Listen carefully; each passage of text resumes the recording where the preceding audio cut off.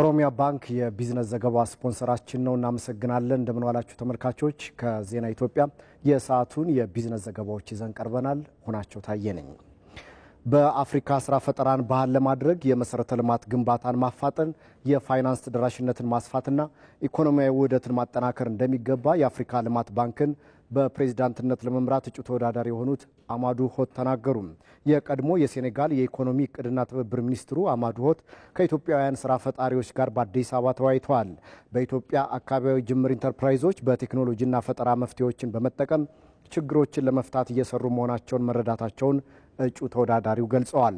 አማዱ ሆት የራይድ ኢትዮጵያ ዋና ስራ አስፈጻሚ ሳምራዊት ፍቅሩን ጨምሮ በግብርናና ዲጂታል የፋይናንስ ዘርፍ የተሰማሩ ስራ ፈጣሪዎችንም አነጋግረዋል።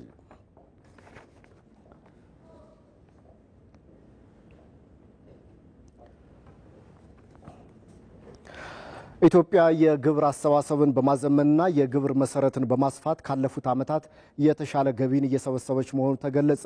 የገቢዎች ሚኒስቴር ከአይኤምኤፍ የምስራቅ አፍሪካ ታክስ አስተዳደር ጋር በመተባበር የልማት ግቦችን ለማሳካት የሀገር ውስጥ ገቢ አሰባሰብን ማሳደግ በሚል መሪ ቃል በአዲስ አበባ አውደ ጥናት እያካሄደ ይገኛል። በአውደ ጥናቱ ላይ 11 የምስራቅ አፍሪካ ሀገራት ተወካዮችም በመሳተፍ ላይ ናቸው። ተመልካቾች እዚሁ ዜና ላይ ቆይታ እናደርጋለን። ሪፖርተራችን ሳምሶን ገድሉ ተጨማሪ መረጃዎችን ሊያደርሰን በቀጥታ መስመራችን ላይ ነው የሚገኘው። ሳምሶን እንደምን ውለሃል? የሀገር ውስጥ ገቢን አሟጦ በመሰብሰብ ረገድ በተለይም በምስራቅ አፍሪካ ያለው ልምድ ምን ይመስላል? እንደ ችግር የተነሱ ነጥቦችስ ምንድናቸው? በመፍትሄነትስ የቀረቡ ዋና ዋና ጉዳዮች ምንድናቸው?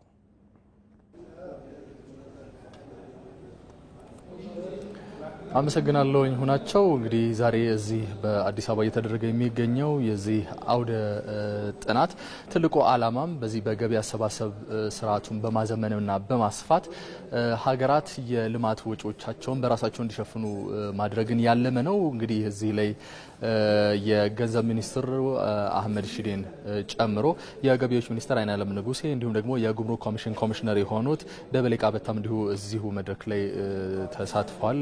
ንግግርም እንዲሁ አድርገዋል። የገንዘብ ሚኒስትሩ አህመድ ሺዴ እንደተናገሩት ከሆነ ኢትዮጵያ የግብር አሰባሰብ ስርዓቷን በማዘመንና የግብር የምትሰበሰብበትን መንገድ በማስፋት ጭምር ገቢን እየሰበሰበች ትገኛለች። እንግዲህ ካለፉት ዓመታት የተሻለ ገቢን እንድታገኝ ሁሉ አድርጓታል። ይህን እንግዲህ ማድረጓ ይህ ገቢ መሰብሰብ ትልቁ የልማት ያቀደችውን የልማት እቅዶች ለማሳካት ትልቁ መንገድ ስለሆነም እንደሆነ አንስተዋል። ከምንም ነገር በላይ ግን በተለይ እዚህ የአውደ ጥናት ላይ እየተሳተፉ የሚገኙ የምስራቅ አፍሪካ ሀገራትም ቢሆኑ በተለይ የልማት ወጪዎቻቸውን ከውጪ በሚገኝ ብድርና ድጋፍ ከመሸፈን ይልቅ በራሳቸው ከሚያመነጩት የሀገር ውስጥ ገንዘብ መሸፈን ይገባቸዋል፣ ከጥገኝነት ሊላቀቁ ይገባል የሚለውን ማስረጽ ነው። ይህን እንግዲህ ሊያደርጉ እንደሚገባም ተመላክቷል። የአይኤምኤፍ የምስራቅ አፍሪካ ቴክኒክ ድጋፍ ዳይሬክተር የሆኑት ክላራ ሜራ እንዳነሱት ከሆነ ደግሞ በዚህ በምስራቅ አፍሪካ ቀጠና ላይ በተለይ ከሳህራ በታች ያለው የአፍሪካ ክፍል በጠቅላላ የሀገር ውስጥ ገቢ በመሰብሰብ ረገድ በጣም አዝጋሚ የሆነ ለውጦችን ነው እያሳየ ያለው። ይህ መፍጠን አለበት የሚል ነገር አንስተዋል። ሰፊ ሀብት በዚህ ቀጠና በዚህ በአፍሪካ አህጉር ሰፊ የገቢ መሰብሰብ የሚያስችል ሀብት አለ። ይህንን ደግሞ ሀገራት አሟጠው ሊጠቀሙ ይገባል የሚል ሀሳብን አንስተዋል። በተለይ ፖሊሲን በማሻሻል ረገድ የአፍሪካ ሀገራት ሰፊ ስራ ሊሰሩ እንደሚገባ ጠቁመዋል። የገቢዎች ሚኒስትሩ አይናለም ንጉሴ እንዲሁ ደግሞ ኢትዮጵያ ከቅርብ ጊዜያት ወዲህ የማክሮ ኢኮኖሚ ማሻሻያውን ጨምሮ ሌሎች ከገቢ ጋር የተገናኙ ደግሞ ሌሎች ህጎችንም ጭምር በማሻሻል ረገድ እምርታን እያሳየች እንደሆነ አንስተዋል። ከዛም ባለፈ በዚህ በተሻሻሉትን አዋጆች ጭምር በመጠቀም ደግሞ እየተሰበሰበ ያለው ገቢ ጭምር እየሰፋ መምጣቱንም አንስተዋል። በተለይ ከዚህ ቀደም በገቢ ስርዓት ውስጥ ተካተው ያልነበሩ አካላት ወደዚህ ወደ ግብር ስርዓት ውስጥ እየተካተቱ ገቢው እንግዲህ ከዚህ ቀደም ገቢ የሚሰበሰብባቸው አካላት ላይ ግብር ጭማሪ ሳይደረግ መሰረቱን ብቻ በማስፋት ከዚህ ቀደም ያልተካተቱትን ብቻ በማካተት ከፍተኛ የሆነ ገንዘብን እያገኘች ወይም ገቢ እየሰበሰበች ትገኛለች ኢትዮጵያ። ይሄንን እንግዲህ በማሳየነት አንስተዋል። በዚህ አውደ ጥናት ላይ የምስራቅ አፍሪካ ሀገራት እንግዲህ ይህ የአይኤምኤፍ የድጋፍ አፍሪካን ለአራት ነው የሚከፍላት፣ ሰሜን፣ ደቡብ፣ ምስራቅና ምዕራብ የሚል ይህ የምስራቅ አፍሪካ ቀጠና ነው። እንግዲህ ዛሬ በኢትዮጵያ ዛሬው ምክክሩን አውደ ጥናቱን እያደረገ የሚገኘው። ለሰዓቱ ያለኝ መረጃ ይህን ይመስላል። ሳምሶን ገድሉ በቀጥታ መስመራችን ላይ ተገኝተህ ላደረስከን መረጃ ከልብ እናመሰግናለን። መልካም ጊዜ ይሁን። ባለፈው አንድ ዓመት ከ260 በላይ የኢንቨስትመንት ጥያቄዎች እንደቀረቡለት የሐዋሳ ከተማ አስተዳደር አስታወቀም። አስተዳደሩ ብዙ የሰው ኃይል ለሚያሳትፉ የኢንቨስትመንት ዘርፎች ቅድሚያ ሰጥቶ እየሰራ እንደሚገኝ ገልጿል። ሚካኤል ገዙ 1952 ዓ.ም እንደተቆረቆረች የሚነገርላት የሐዋሳ ከተማ ፈጣን ኢንቨስትመንት እንቅስቃሴ ከሚታዩባቸው ከተሞች መካከል ትጠቀሳለች። አስተማማኝ ሰላም፣ መሰረተ ልማትና ሌሎች ምቹ ሁኔታዎች ለኢንቨስትመንት ተሳትፎ ማደግ ቅድሚያ የሚሰጣቸው ጉዳዮች ናቸው።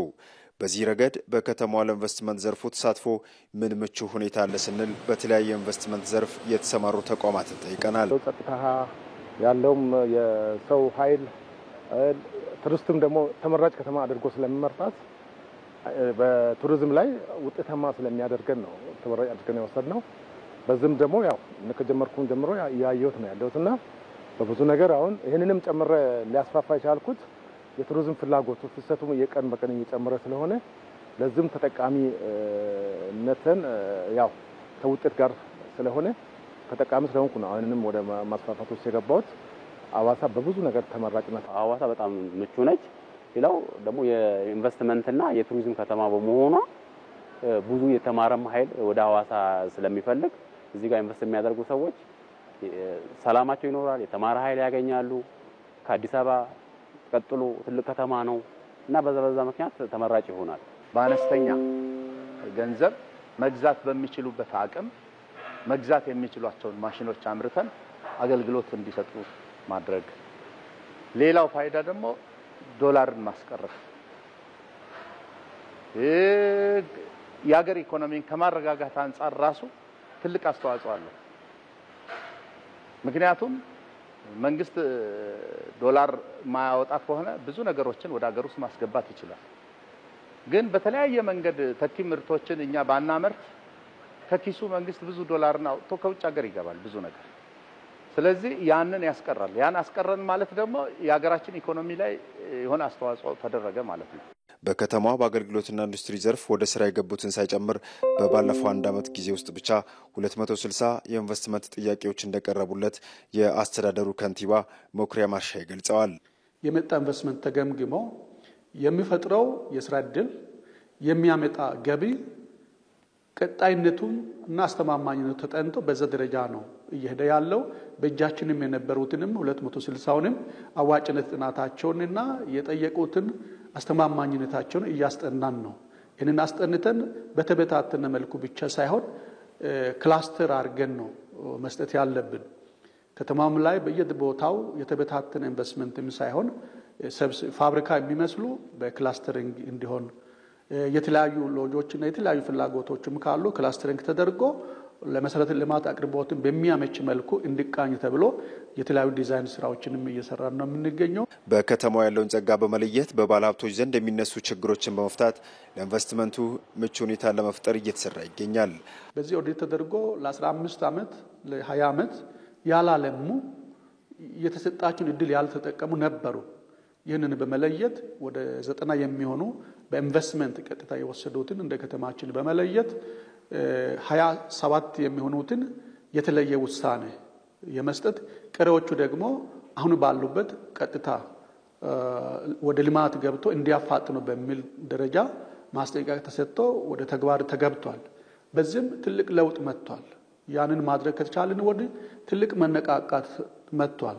ብዙ የሰው ኃይል ለሚይዙ ኢንቨስትመንት አይነቶች ቅድሚያ ሰጥቶ እየሰራ እንደሚገኝም አስተዳደሩ ገልጿል። ወደ ውጭ ምንዛሬና ዓለም አቀፍ ገበያ መረጃ ስናልፍ ደግሞ ዛሬ በኢትዮጵያ ንግድ ባንክ አንድ የአሜሪካን ዶላር በ124 ብር እየተገዛ በ126 ብር ከ48 ሳንቲም እየተሸጠ ነው የሚገኘው።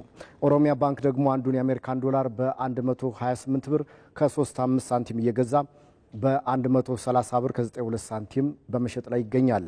እነዚህና ሌሎች ዓለም አቀፍ የድፍድፍ ነዳጅና ተያያዥ የግብይት መረጃዎችን ደግሞ ተከታትለን እንመለስ።